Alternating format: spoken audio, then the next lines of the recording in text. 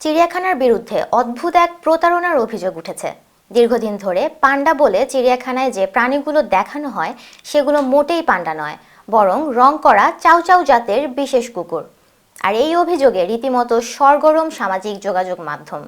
দর্শনার্থীরা জানান তারা রীতিমতো বিস্মিত হয়ে আবিষ্কার করেছেন ১লা মে চিড়িয়াখানায় পান্ডা ডগ পরিচয়ে যে প্রাণীগুলো দেখানো হয় সেগুলো মোটেই পান্ডা নয়।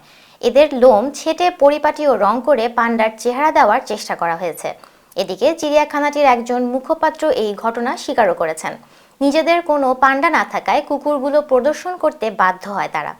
যদিও চিড়িয়াখানা কর্তৃপক্ষ বলেছে পান্ডা কুকুর বলে কোনো ধরনের প্রতারণার আশ্রয় নেওয়া হয়নি, কারণ প্রাণীগুলোর যেখানে রাখা ছিল সেখানের ব্যাখ্যা দেয়া ছিল। এতে লেখা ছিল এরা পান্ডার ছদ্মবেশে থাকা চাউ চাউ কুকুর। সম্প্রতি এই ঘটনা চীনের জিয়াংসু প্রদেশের তাইঝুতে।